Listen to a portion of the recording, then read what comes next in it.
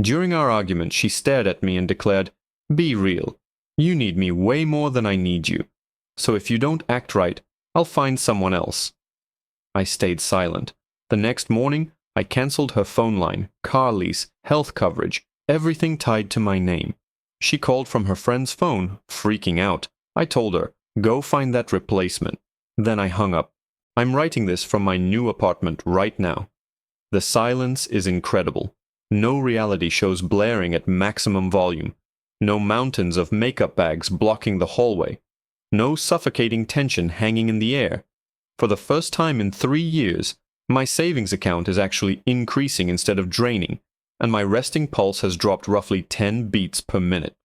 But explaining how I arrived at this moment, and the complete scorched earth approach I had to execute to achieve this tranquility, requires understanding the relationship dynamic between myself, a 29-year-old male, and my former girlfriend. Let's call her Monica, 27. I work as a software developer. I earn decent money. I'm not purchasing yachts, but I make enough that grocery prices don't concern me. Growing up poor made financial stability my primary love expression. When I care about someone, I aim to simplify their existence. I want to lift their burdens. Monica was ornamental. That sounds brutal, but retrospectively I recognize that's precisely how she perceived her role.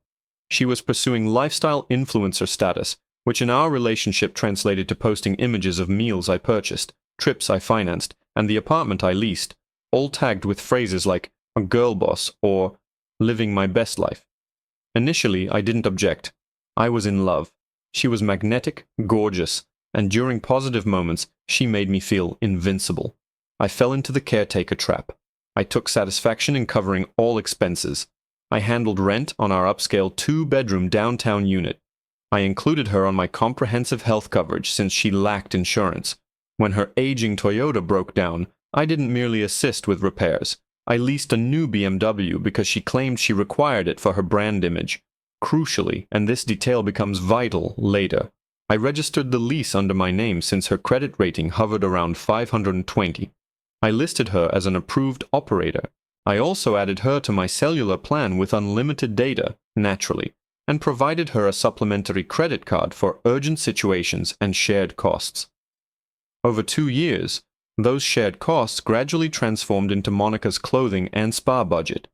Whenever I mentioned it, she'd redirect the criticism toward me. She'd declare things like, "I'm establishing a brand here. Investment is necessary. Why are you being stingy? You earn plenty." If I resisted, she'd withdraw emotionally. She'd become distant. She'd make me feel like a penny-pinching accountant restraining a free spirit. So foolishly, I'd apologize.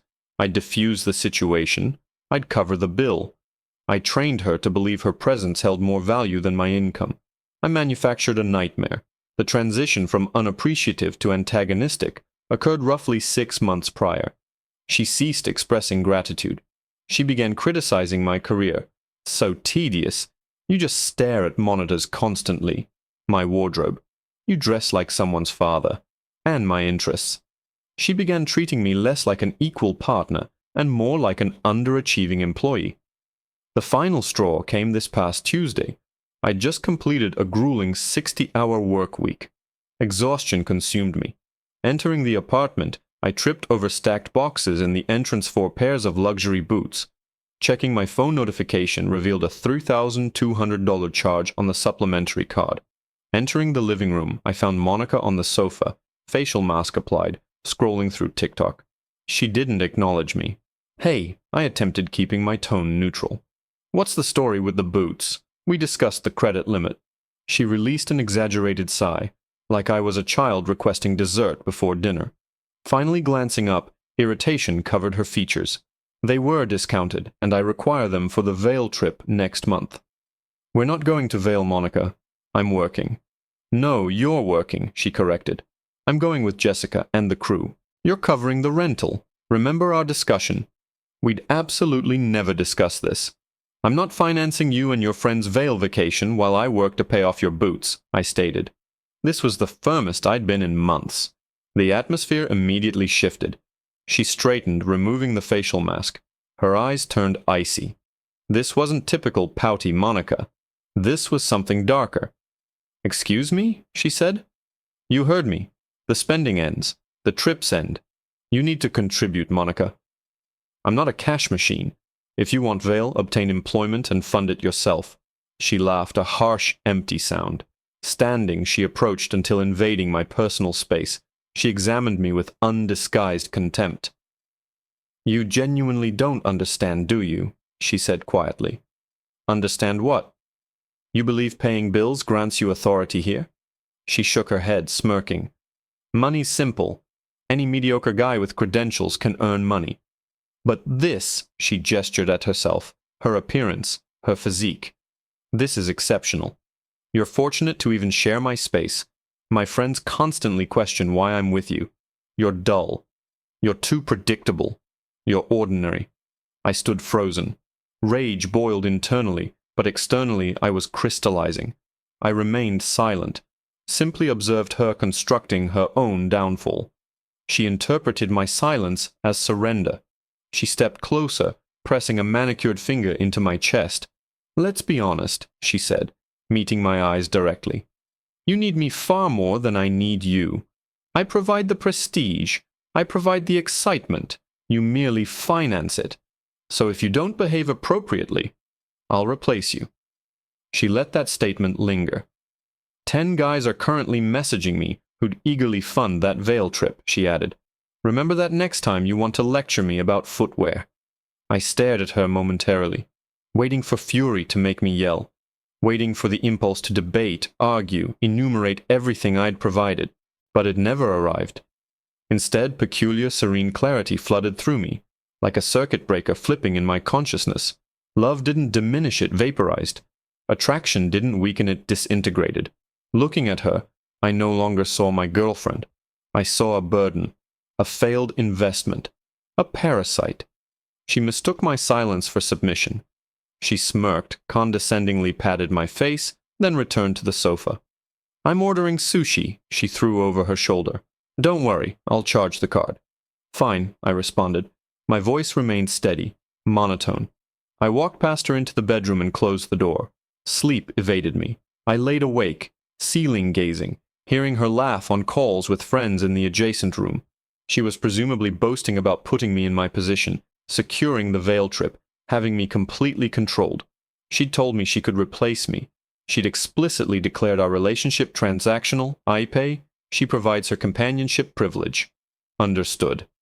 If it's transactional, I can terminate the agreement. I waited until 2 a.m., ensuring she slept soundly. Rising, I silently entered the living room. Her purse sat on the counter. Opening it, I retrieved the spare BMW key, the vehicle costing me $780 monthly. Pocketing it, I opened my laptop and launched a spreadsheet. This wasn't rage-driven. This was executed with cold, methodical precision forensic accounting. Precision. I compiled everything in her existence connected to my name: the vehicle, insurance coverage, phone service, apartment lease, authorized credit cards, Netflix, Spotify, Amazon Prime. She claimed I needed her. She claimed replacement was simple. I decided to provide her the opportunity proving it. I created tomorrow's to-do list. Tomorrow would be extraordinarily busy. I departed the apartment at 6:30 a.m. Monica rarely woke before 10 a.m., especially after nights manifesting scrolling Instagram until 2 a.m. Showering in the guest bathroom, I dressed in my finest suit, typically reserved for client presentations, and packed essentials in one duffel: laptop, documents, passport, week's clothing. Walking to the parking garage, my practical sedan sat beside the white BMW leased for her. Under fluorescent lighting, it appeared sleek. Extracting the spare key, I unlocked it and entered. It smelled like her vanilla fragrance and entitlement. I wasn't stealing it. You can't steal your own property. My name exclusively appeared on the lease. I drove across town to my office building with secure underground parking. Parking in a corner spot on the lowest level, I locked it and departed. Phase 1 completed, asset secured. At a nearby coffee shop, I ordered black coffee and opened my laptop. 7:15 a.m. The administrative elimination commenced. First, credit cards. Logging into my account portal, I located authorized user, Monica. Clicked remove cardholder. Confirm? The system inquired. Confirmed. Status. Cancelled. Repeated for the visa. Next. Digital subscriptions. Changed Netflix password. Logging out all devices. Repeated for Spotify, Hulu, Amazon Prime. Petty perhaps, but she claimed she provided the life, while I merely paid admission. She could supply her own entertainment now. Then, the phone. Accessing Verizon, I didn't immediately cancel, that requires time. Instead, I selected suspend service for her device. Suspension reason. Device lost, stolen. Effective immediately. Finally, the nuclear option, the apartment. Waiting until 9 a.m. when the leasing office opened, I met with the property manager, Barbara, who'd witnessed my punctual rent payments for 2 years. "Hello, David. Everything all right?" she inquired. "I need to terminate the lease, Barbara." Surprised. "You have 6 months remaining. The penalty's substantial 2 months' rent plus forfeited deposit." 2 months' rent totaled $6,400. Significant money, but compared to remaining with someone who despised me, it was economical. "I'll write the check immediately," I stated. "I'm vacating today. Monica remains in the unit. I'm removing my name from renewal. Since I'm the sole qualified tenant meeting the 3x income requirement, she'll need requalifying independently or vacating within 30 days. Barbara understood. She knew Monica. She knew Monica lacked income. Correct. Removing your name requires her solo reapplication. Without income proof, we issue vacation notice. You're certain? Absolutely certain. I wrote the check. Signed documents. Officially homeless, $6,000 poorer, completely liberated. Arriving at my office, I disabled my phone and worked. Actually productive coded 3 uninterrupted hours without request to PayPal. Someone money for juice cleanses. Reactivating my phone at 11:45 a.m., my screen illuminated like a slot machine. 14 missed calls from Monica. 22 text messages from Monica.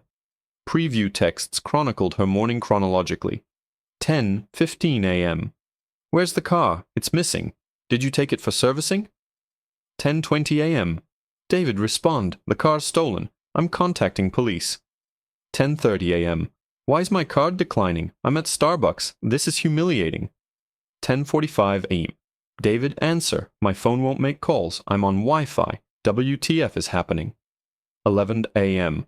"I swear if you're doing this because of last night, you're psychotic." Then, incoming call. Unknown number. I knew she'd borrowed someone's phone. Probably Jessica's, her enabler friend from the complex. Deep breath. No anger. Just customer service representative handling a difficult client for the final time. "Hello? Are you insane?" Her voice so loud I distanced the phone. She was hyperventilating. "David, where's my vehicle? Why's my phone disabled? I attempted buying coffee and my card failed. I'm standing here with Jessica looking idiotic." "Calm yourself," I responded, my voice dangerously low.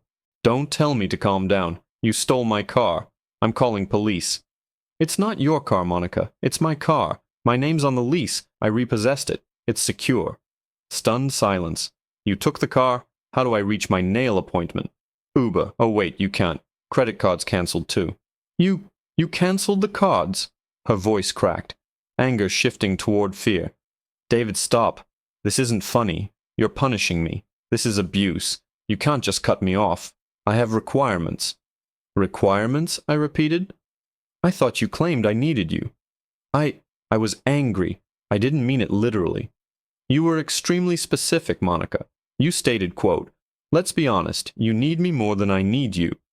You stated you provide prestige while I merely pay admission." I was just... "You also stated," I interrupted, "that if I didn't behave appropriately, you'd replace me. Recall that?" "David, please, I apologize. Just reactivate the phone. I need contacting my mother. I need reaching my appointment. Stop being childish." She still didn't comprehend. She assumed this was temporary, assumed I was throwing a tantrum and would return by evening with flowers and apologies. "I'm not being childish, Monica. I'm accepting your terms. I realized you were correct. I was restricting you. You're a prize, remember? Exceptional. 10 guys messaging you wanting to finance your lifestyle. David, stop." She was crying now. "Where are you? When are you returning?" "I'm not returning," I stated. I visited the leasing office this morning, paid the termination fee. I'm off the contract. You have 30 days signing a new lease under your name or vacating. Barbara will post the notice on your door shortly." "What?" A whisper.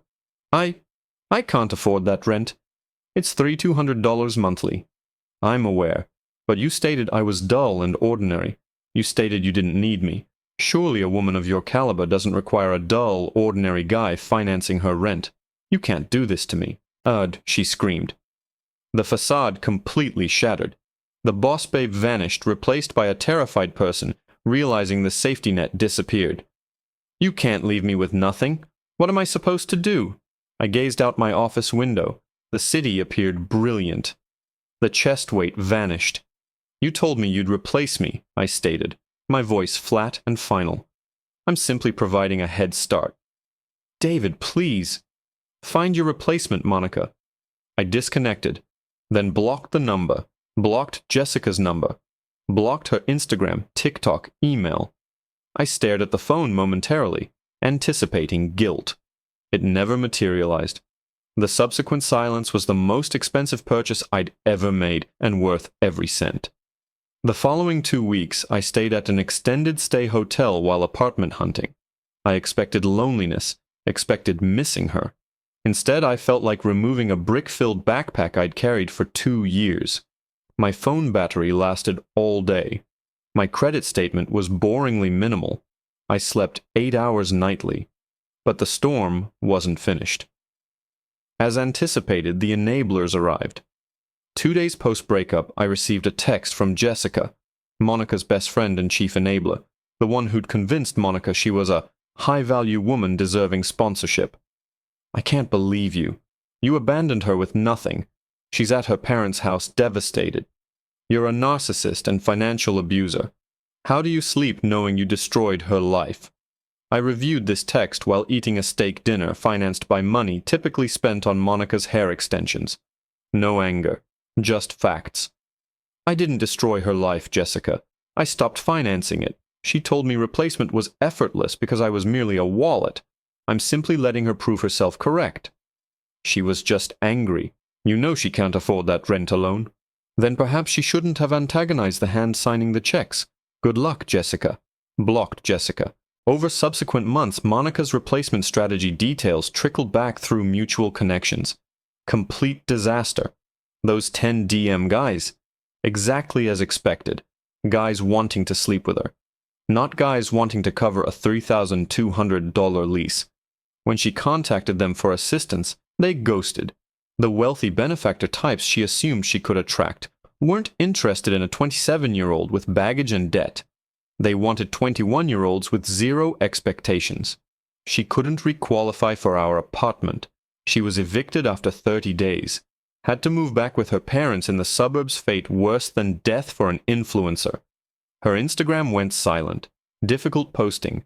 Cruel luxury life content from your childhood bedroom, with boy band posters still visible. Meanwhile, I flourished. The money I was conserving, roughly $4,000 monthly, I invested. Hit the gym, not for revenge, but for self-recovery. Reconnected with friends I'd neglected because Monica disliked them. I started dating again, cautiously. Met a woman named Rachel. She's a nurse. On our first date, she reached for the check. I nearly cried.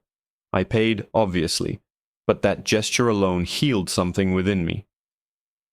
6 months later, I encountered Monica. Sunday morning. I was at an upscale market selecting wine for a dinner party I was hosting. Turning the corner into the pasta aisle, there she stood. She looked different. Still attractive, genetics don't vanish in 6 months. But the radiance disappeared. Her hair wasn't styled. She wasn't wearing designer boots. Generic sneakers instead. She looked exhausted. She held a basket containing a frozen meal and cheap wine. Seeing me, she froze. Then quickly attempted fixing her hair, straightening her posture. Old reflexes. "David," she said breathlessly, attempting to sound surprised and pleased. "Hey, Monica," I responded. My voice calm. My pulse didn't even elevate. I felt nothing. No anger, no love. Just indifference. "Wow," she said, examining me. I was wearing a fitted polo and looked considerably fitter than previously. You look really good. Thanks. Life's been excellent. She shifted weight, giving me that look, the one that used to make me apologize for non-existent offenses. I miss you, you know. I've been thinking about us frequently. I simply observed her. I know I said some insane things, she continued, stepping closer, invading my space. I was just stressed. I realize I took you for granted. The guys out there, they're garbage. They don't treat me like you did. She reached out, lightly touching my arm. Maybe we could grab coffee, reconnect. I've matured considerably. I looked at her hand on my arm, then back at her eyes. I saw the calculation. She didn't miss me. She missed the BMW, missed the apartment, missed the security. She'd attempted finding a replacement, realized the market value for entitled royalty had crashed, and was attempting to return to her safety option. I gently stepped back, breaking contact. I don't think that's advisable, Monica. Her expression fell. Why? You're still angry. Come on, David. You know we worked well together. You need someone who challenges you. I laughed, genuine, brief chuckle. That's the thing, I said. You were correct that night. You said I needed you. Her eyes brightened. She assumed she'd succeeded. See? I knew. I needed you to demonstrate exactly what I shouldn't tolerate, I corrected. You taught me my value isn't merely my wallet, and once I learned that, I realized I didn't need you whatsoever. Her smile vanished. I found a replacement, Monica, I stated, gesturing vaguely at my life, my peace, my reality. And she doesn't cost me my self-respect. I grabbed the wine bottle from the shelf beside her. Good luck with the brand, I said. I walked toward checkout. Didn't look back. Didn't need to. I knew precisely how she looked standing there alone in the pasta aisle, realizing the ordinary guy she attempted discarding was the only one who'd ever genuinely valued her, and she'd traded him for a non-existent fantasy. I paid for my groceries and walked into the sunlight,